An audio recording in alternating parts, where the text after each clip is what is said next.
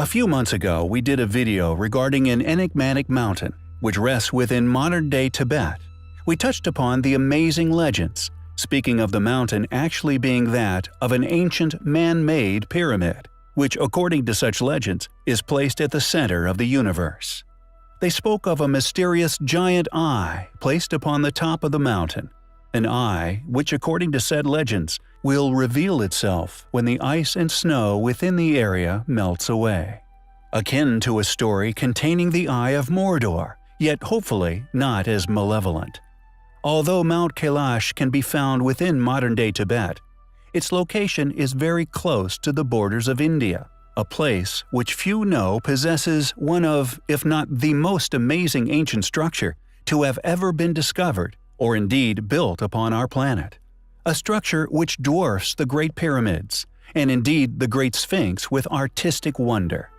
Actually known as the Kailash Temple, it is an exquisitely cut series of supposed praying temples and other communal buildings which was, many thousands of years ago, carved straight out of an enormous horseshoe-shaped rock resting within a hillside.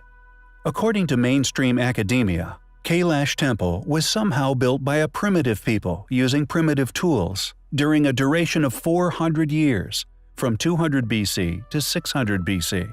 However, no one seems to be able to explain how such a primitive culture could have possibly created something so awe-inspiring, something so artistically accurate and wonderful, something we would indeed struggle to recreate today. A structure not only architecturally accurate, but also drenched in a masterpiece of sculpture. Largely accepted as a flawless piece of art, no less than 200,000 tons of stone was masterfully carved away, creating several separate temples, each drenched in tiny artistic detail. Rediscovered in 1819, is it possible that the Hindu decorations found within were merely later additions? Additions to a relic left actually built by a civilization far more advanced and far more ancient than we are allowed to publicly believe? It is understandable for one to wonder, how did a primitive civilization create such a wonder with primitive tools, attaining such a perfection, such refined finish to each tiny detail? It is conveniently unexplained just how they managed to cut into this single block of rock with such precision and indeed vision, adorning the structure with thousands of animals. It seems as if it were a tribute, a gift, depicting what can be found on our planet. Is Mount Kailash, as legends say, really the center of the universe?